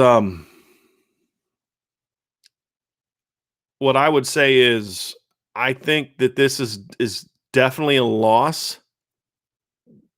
It's going to take away one of your better players, but I don't know if I can put it. I can't possibly put a percentage on it. But it's a loss based on what we thought Marist could do, not necessarily what he was. So you're not losing like a proven starter. You're losing a guy that you thought could have been a good player for you, a guy that you thought was going to, make an impact this season, and the guy that had a lot of talent. But I also don't think that you're replacing him if J.D. Bertrand's as good as what we're being told he has been. You're not replacing him with some guy that can't play. You're replacing him with still a good football player. So I do think it would. Yeah, that's not kind of how my mind works. I don't know how to put it into percentage. It's a loss, but it's one that they can overcome, in my opinion. No question.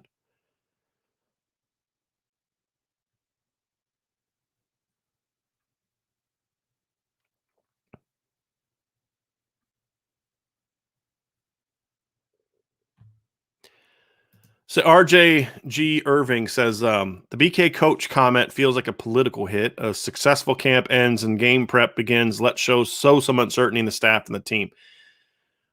No, because the reason I'll disagree with you is this isn't being pushed by anyone in the media. This is a comment that somebody found while watching the Golf Network the other night. Apparently this was on the Golf Network the other night. Somebody watched it, started showing it. Other people watched it, started showing it. This is being done like organically through like the Notre Dame people. A lot of the Notre Dame YouTubers or, whatever, the free sites and, the fan sites, and all that kind of stuff. It's being spread there. This isn't a media thing. This isn't like ESPN or CBS or anybody like that. So I would disagree with that conversation. Timothy Church asks, sorry, got here late if you discussed this already, but how will the D do against Sam Howell? We didn't discuss that yet. Timmy, to me, it's going to depend on the line. I think North Carolina has good skill this year, really good skill. I don't think it's as good as it was last year. I don't think that it's a deal where they don't have 2,000-yard running backs in their roster. They don't have anyone that's going to be quite as good as De'Ami Brown, but they're going to have good players. Coffrey Brown, Joshua Downs, Bo Corrales. They're going to have good receivers. They're going to have good backs. Ty Chandler transferred from Cincinnati. He's not as good as the two that they lost, but he's a good football player. It's going to be about they're a veteran line, a big line, and can Notre Dame's defensive line dominate at the point of attack this year like they did last year? If they do that, Sam Howell's going to be in trouble. Because just like last year, he's not going to have time to throw. They're going to be in a lot of third and longs because the run game's not working. Notre Dame did a great job on the quick game last year for the most part and limited a lot of those big gains. They had a couple that gave up early, but settled down after that. And it's just going to come down to the line of scrimmage. If Notre Dame can win the line of scrimmage, then Sam Howell won't have a big game, just like last year. If Sam Howell's able to sit in the pocket, get comfortable, spread the ball around, get the ball out, have not get hit a lot, run games having some success, then they're going to struggle against him because he's a pretty good decision maker. I don't think he's the elite talent that people make him out to be. I don't think I don't look at Sam Howell and say top 10 NFL draft pick. I just don't see it. Now maybe that changes this year because he was only a sophomore last year, so he's going to get something better this year. I just don't see that kind of guy, in my opinion. Okay, here we go, Old Graham. Okay, the more I think about it, I'm changing my prediction to fewer than 15 points a game. Now, that is a bold prediction. Old Graham came correct on the next one. No question about it. I dig it. Irishman 7114, I think that the defensive line eats the USC offensive line alive, leading to 5 turnovers, 4 INTs, and a strip sack. Clay Helton then leaves the stadium in the fourth quarter to go cry in a beer. I like that.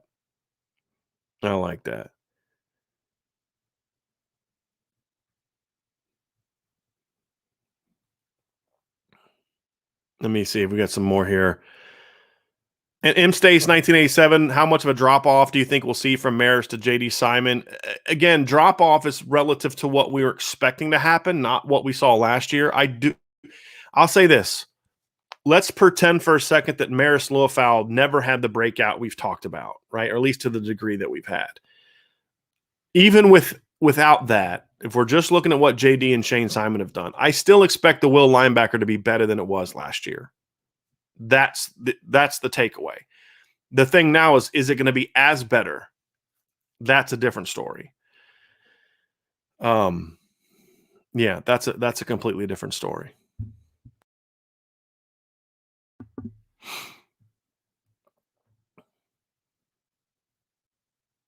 Liam, predict 30 turnovers and 35 sacks. That's a lot of turnovers. A lot of turnovers. Roy Boy, let all the idiots sleep on us. Go Irish. Yes, absolutely. Absolutely. Brent Byers, apparently not a David Pollock fan. Is there anyone that hates that on Notre Dame more than David Pollock on ESPN? Dude is annoying. I can't wait to win a natty and shut all these clowns up. Yeah, that'd be nice, wouldn't it? Tristan Mertz, I will pass this note along to the people that do the videos. Thank you for doing the practice videos the right way. Somebody get these other sites at Camera Stabilizer or Monopod. I don't know. I don't watch other practice videos, but I will let my guys know that you like the work that they're doing. I appreciate that very, very much. Nathan Lytle, what's wrong with these FSU fans? Do they seriously think they have a chance against us? Yes, they do. And honestly, I'm okay with that. I'd be kind of bummed if they just all knew they're going to get crushed, if they thought they're going to get crushed, you know. And Chief Brody says, yes, FSU fans literally think they're going to stomp Notre Dame. That's kind of what you expect from fans, right? And games haven't been played yet. And yeah, I kind of expect that. I like the optimism, but here's the other thing. Don't you kind of want them to think that? Right? Like if they just knew you were gonna get crushed by Notre Dame, wouldn't that kind of take some of the fun that you as a fan have of when Notre Dame wins, of kind of being able to talk a little bit of trash? You know, if like, yeah, of course you beat us. We thought you were gonna beat us. Of course you did. And then Old Grim says, just so you know, I did change my prediction before your comment. Okay, so we'll give. I'll take that. We'll give you that love. We'll give you that love. I believe you. But back to the point. I kind of like that when teams think that they're going to beat Notre Dame and when they overlook Notre Dame and they say things like Notre Dame stinks and they're not any good, because then when Notre Dame wins those games, it's a lot more fun to kind of talk trash. At least that's how I look at it. So I want those Florida State fans thinking that. Irish Joe says Notre Dame beats Florida State 35-0. That is a bold prediction. No question about it.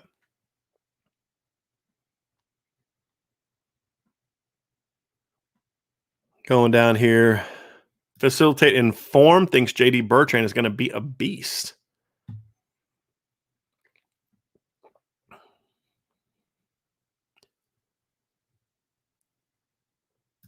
Never Lost Romer says, how do we send a message to the mailbag? So our show tomorrow will start at 12:30. Just once you see the show is launched, it'll probably be launched around 12. You can just come join the show and leave a message. You can also leave if you have a good comment or good question, you can also leave it to me on Twitter, and we sometimes will read those at the beginning of the show as well. Oh, and something popped in my head too. I realized yesterday I'm going to have to get used to Joshua Bryan's name, because somebody said something about Bryan kicks a 60-plus yard field goal. And my response was, I couldn't kick a 60-plus yard field goal. And afterwards, I'm thinking like, oh, he's probably talking about Joshua Bryan. I kind of felt like an idiot. So I apologize to whoever said that yesterday. I do not think Joshua Bryan will kick a 60-yard field goal, but he certainly has a much better shot than I do. So it kind of hit me after the show like, yeah, it's a pretty stupid takeaway on that one. So apologies for that, for whoever said that yesterday. John Keever says, not a bold prediction, but asking, how would you game plan and attack a Marcus Freeman defense? I think, honestly, you have to be able to try to game plan to protect the backfield and get shots, number one. But I think you have to be able to establish the running game. I think you have to be able to use their lack of bigger bodies against them some way. I would do more. If I had the ability, I'd go with some bigger personnel, get a tight end in the game, maybe get a fullback in the game instead of the tight end.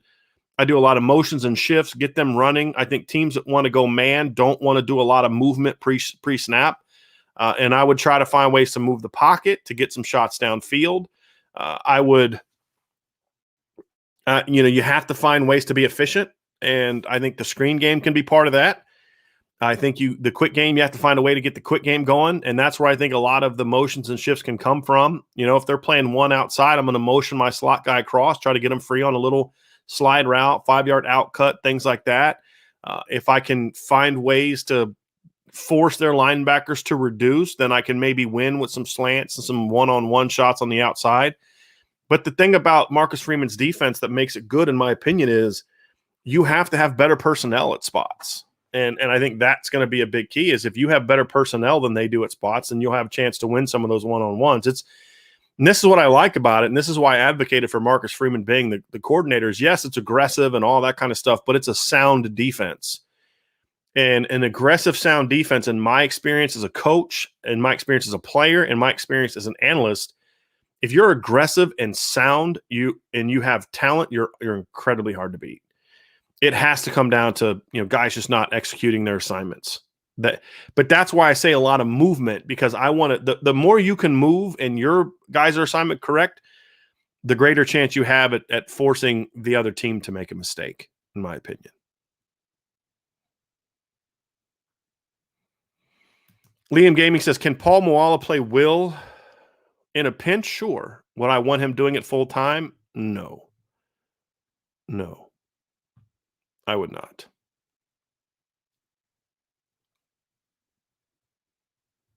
Domer Gris says, joining late, so apologies if I missed this. You didn't miss this. What are reasonable expectations for Prince Kollie this year? Rotation at Rover or just special teams? Grizz, we talked this a little bit a while ago.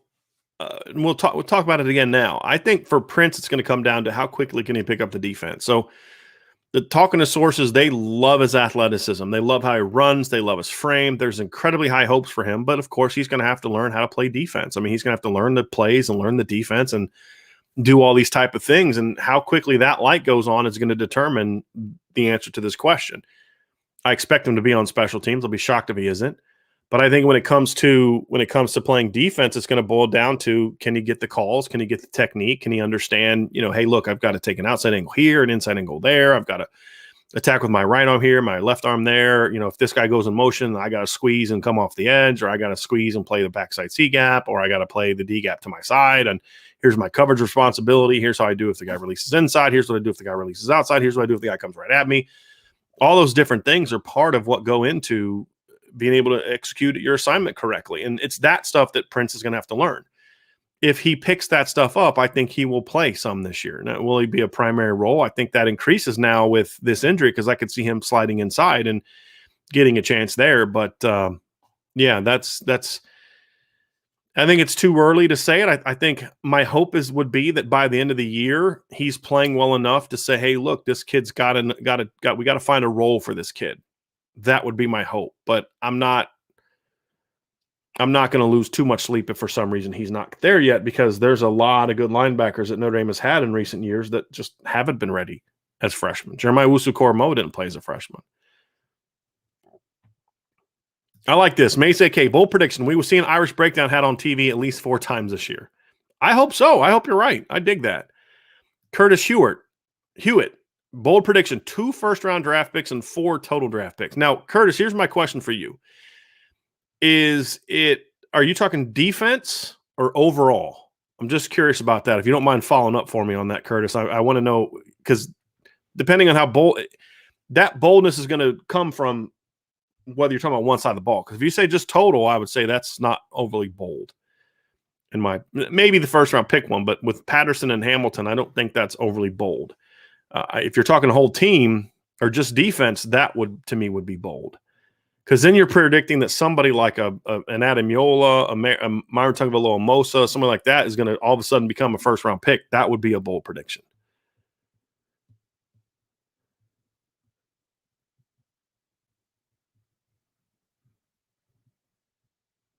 Here's an interesting one. Mark Spinola, Notre Dame gets whipped by Florida State, then runs the table. I don't see either one of those things. I don't think that scenario would play out. I'd be shocked if that scenario played out. Andrew Sakolowski asks, if Indy has to beat 2 teams in the postseason, which 2 would you prefer? For me, it's Ohio State and then Bama and the Natty. To me, it would be, I would like to see it kind of the other way around. I would like to see them slay the beast in the first round. That would be Alabama, and then beat Ohio State in the next round. That's what I would like to see.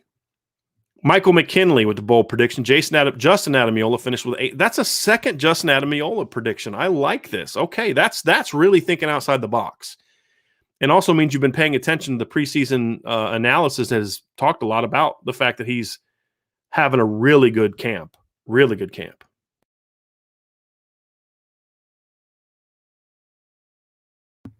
Michael Moore says Notre Dame will have 5 shutouts, lead college football in turnovers, and no one will score more than 24 points on us all year. Those are bold predictions. No question.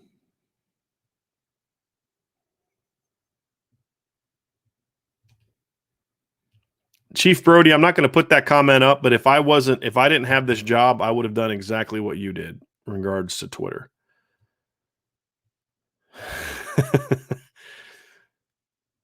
Let's see here.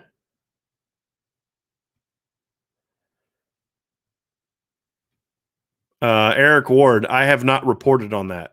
So I don't know why you're telling me to stop reporting on it, because I haven't reported on it. We discussed that other people are talking about it on this podcast. We have not reported it.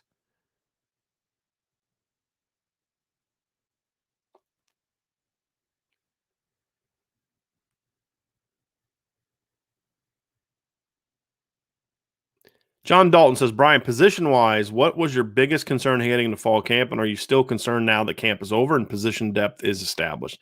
It's still the secondary on defense and the offensive line on offense. Those are still my 2 biggest concerns.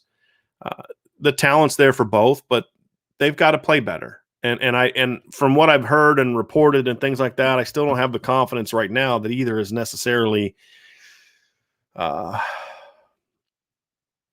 at a position where they're just going to go crush it. I'm just not there yet. I'm not in a position where I think that, the secondary is definitely going to play great, or, the offensive line is definitely going to play great. I'm optimistic that they can reach that potential, but I'm not there yet. I got to see it a little bit more. And if they can get there, then sure, I'll be a lot more optimistic that this team is going to be a title contending team, but that's going to be the key, right? I mean, they're going to have to get to that point where they are playing. Those 2 units, in my opinion, are playing well. If they can get there, then we'll be enjoying watching this team play. Curtis Hewitt says, what team on the schedule do you think this defense will struggle against the most? Ooh, that's a good question. Ooh, boy. I'm going to say North Carolina would be the one that I'd be most concerned about, because they're more balanced. USC they don't scare me. North Carolina scares me a little bit more.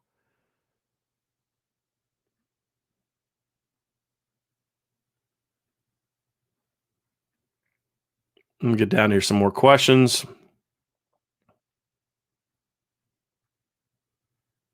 Irishman 7114. Who do people see us shutting out besides Toledo and Navy? I would love it, but I just don't see it happening. Oh, I don't know if anybody predicted Notre Dame was going to shut out Michigan to start the year, a few years ago. I just, I don't see them shutting out more than 2. But if they shut out Georgia Tech, would that shock me? No. Be tough, because I like their skill talent, but you could jump on a team early. If they shut out Stanford, would that shock me? No. There's teams on the schedule I could look at and say, yeah, they could, if things go how you want them. Certainly they could certainly shut some teams out. I'm not predicting it, but I could see it.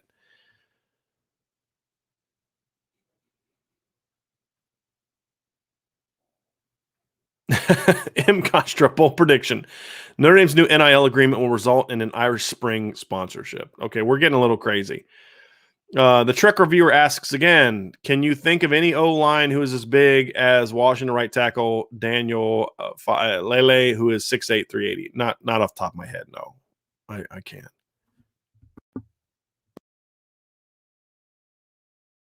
And that's down from what he was listed at in high school. He was listed at over 400 pounds in high school. Chief Brody says, Tim Tebow hates on Notre Dame more than Pollock. Pollock isn't horrible to Notre Dame as a pundit, but I would see that Reese Davis on commentary is pretty tough. I agree with the latter, agree with the former, and I also agree with the one in the middle. I don't think Pollock crushes Notre Dame. But I honestly can't say. Maybe that's changed in recent years. I haven't watched ESPN in over a year probably. And so maybe I'm almost two. I rarely listen to ESPN, so I couldn't really say. But I get clips of Tebow all the time, not only hammered on Notre Dame, but the things that look, and I love Tim Tebow as a player. I respect him as a man of faith. I think he puts his money where his mouth is. So as a human being, I love Tim Tebow. As a college football analyst, Tim Tebow's awful, because he's incredibly uninformed. And maybe he still thinks Notre Dame is what it was when he's being recruited. I don't know. I don't get it. Maybe I don't want to impugn any other reasons, motivations behind his disdain for Notre Dame. I'm just going to stay out of that conversation. But when I hear him talking about Notre Dame, it's normally like, I don't even know. Like, there's times I've heard people criticize Notre Dame and say, hey, yeah, I get where he's coming from. I don't agree with it, but I get where he's coming from. With Tim Tebow, someone like, what is he talking about? Like, has he watched any college football this year? Like, I don't think he does. I really don't think Tim Tebow should be on TV as an analyst, unless he's going to start doing a better job of prep, because he's often just incredibly misinformed about teams. And so I just don't pay attention to him, to be completely honest with you. But yeah, he's pretty bad to Notre Dame. Domer Gris says, are we developing cross-training any Sam linebackers, or will the Viper play that role when we go to a 3-3-5 look with 5 DBs? Who comes off the field in that look, who would be a good Sam? I think anybody that can play Rover or Will can also play the Sam. It's going to be a very similar position. We've talked a little bit about that in the past. That's going to get a little bit trickier now that Marist is hurt, but I could see Jack Kaiser coming inside. I could easily see that and playing the Sam. And we saw that's kind of what when Cincinnati was in their base defense last year, Grizz, they would have 3 D linemen, and they'd have their Viper, Majai Sanders, would actually stay in the D line. They'd actually take out one of they take out their other defensive end, or they wouldn't put another defensive end in the game. So like, they were more of a 3-3 that went 4 down. When they went 4 down, they would put another defensive lineman an end on the field. Their base defense was 3 defensive linemen, and then 2 inside linebackers, and then their Rover. And their Rover was inside, but their Rover was a line. He was kind of like he would play some Sam. He would kind of split the difference between the slots. He said he played out of the box a lot, and then they'd have a 5th DB. So their Rover was that guy. And I would anticipate that kind of being the case with this Notre Dame football team. I think if they were to go to a true 3-3-5, meaning they take out a linebacker, because a lot of times they're going to do what you say. They're just going to have the Viper play that role. But a lot of the times when they go to a true 3-3-5 out of 3-3-5 personnel, then you're going to see Jack Kaiser stay in the game. You're going to see probably, I would imagine you'd see Heinisch come out, and you'd put in a 5th DB, and then you just see Jack Kaiser just slide in a nudge. Is how I think you're going to see this 3-3-5 play out when they're in 3-3-5 personnel. Paulie G, bold prediction: Jack Cohn, single season passing record for Notre Dame and single season passing TDs for Notre Dame, and Tommy Rees becomes offensive coordinator of the year. If the first 2 happen, then the second one will have a great chance of happening. Or, the third one, I should say, will have a great chance of happening. The record, I believe, is we talked about yesterday, I think 3,919 by Brady Quinn, and the touchdown record is 37. If Jack Cohn gets to basically 4,000 yards and more than 37 touchdowns, he will be a Heisman finalist. I would be pretty certain of that. Notre Dame's going to win a ton of games, and Tommy Rees will have a great chance to be offensive coordinator of the year. No question about it. Realist LGND Killer. I love your name, by the way. I think I've said that before. Notre Dame wins 42-3, and Buckner plays the last 5 minutes. I hope he would play more than that. If they win 42-3, I really hope he would play more than that. But I like I assume you're talking about Florida State. I like that prediction.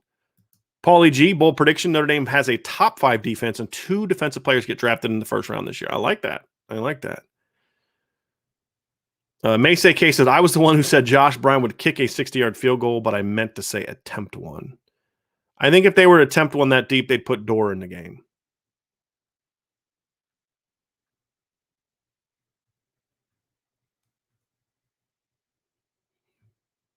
Craig Sebring, one prediction is Notre Dame going 7-5. I have said 11-1. We play in the Peach Bowl, but my bold prediction is that Notre Dame plays Georgia.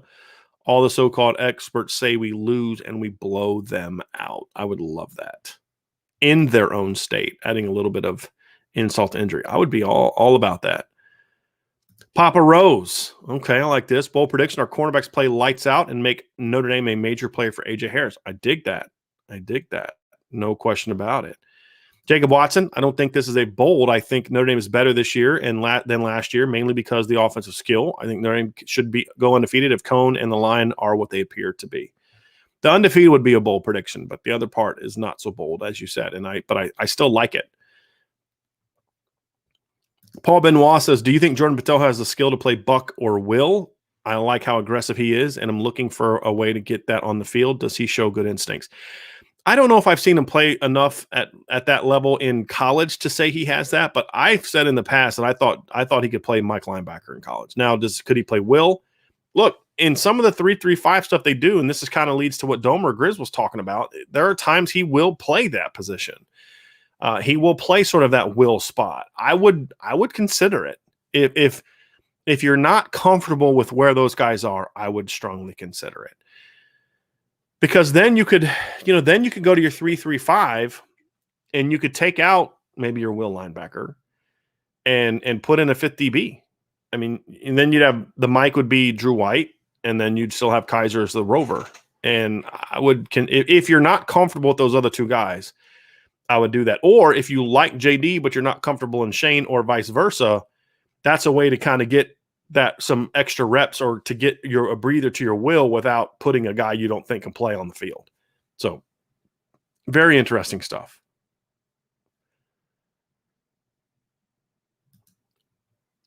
Percentage split of runs for Kyron and Tyree significantly closer to 50-50 than last year. I think it'll be closer to 50-50 than last year, but I don't think it'll be close to 50-50. Two reasons. Number one, Kyron is still the guy. He is the guy. Number two, I think Tyree is going to do more with less. So if you want to talk about yards, maybe it's a lot closer, but in carries, I don't think it'll still be all that close. John Dalton with a joking bold prediction. Notre Dame covers the spread versus Florida State. Let's get to some more. We got a super chat down here from Jacob Watson. If Cone is like we think, and the offensive skill players don't have major injuries, do you think Notre Dame will be better and deeper this year? Absolutely, Jacob. Absolutely. I absolutely think that. I think that this offense could be the best of the Brian Kelly era, just because of just the depth of skill and the combination of veteran quarterback. And because the last two times Notre Dame had a great offense, they didn't have a veteran quarterback. You think in 2017 and 2015, they had new guys in the starting lineup both times. So, yeah, Jacob, I could see that. And I think this team would be really, really good for it. Really, really good for it. No question about it.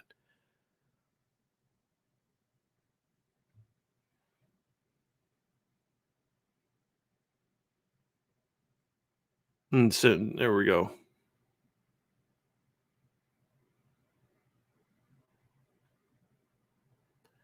Joseph Barrett says, Tim Tebow and Brady Quinn hated each other in Denver. I had never heard that. I'd never heard that.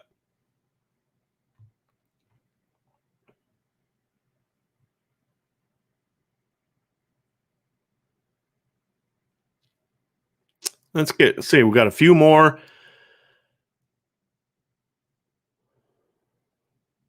Let's see here. Facilitate inform. We hurdle some. It says bold prediction. We hurdle someone on the way to the end zone after an interception. I want to see some hurdles this year. Okay. And I think that is it. So, yeah. So, Jacob Watson, again, we read the question, but I did not thank you for your super chat, Jacob. And I apologize. I am very, very appreciative of that. Really appreciate you leaving us a chat, and all the other people left the super chats, and everybody that was part of our show today. Appreciate all of you. If you have not done so, please sign up for the message board. We have a lot going on there. A lot more is going to be happening. We're going to have some message board only stuff once the season starts that you are not going to want to miss. It's not going to be on YouTube. It's not going to be on Twitter. It's not going to be on the Irish Breakdown website. It's going to be message board only stuff. So I really want you all to be a part of that, and to continue to help us grow that part of our business. So before you leave, hit the like button, hit the subscribe button, and hit the notification bell. And we'll be back tomorrow, 12:30 p.m. Eastern, Friday mailbag. And then Saturday, just a reminder that Saturday at 2 p.m., we're going to go live again, and we're going to have our season prediction. We're going to go through the games. We're going to make our predictions of what the record's going to be, who they're going to win, We're going to make our college football playoff predictions, all that stuff, and then we're going to hear all of your final season predictions as well. So really think about how you think this season is going to go, what the record is going to be, who Notre Dame is going to lose to if you have them losing. If you don't have them losing any games, and you don't have to worry about it, who they're going to lose to, what bowl game they're going to play, and then I want to hear it from you also. Who do you think is going to be in the college football playoff? So those are the things that we will discuss in next week's or Saturday's show. And so again, thanks everybody for being here with us today. Had a lot of fun, and we'll talk to all of you again very, very soon. So we'll see you all tomorrow.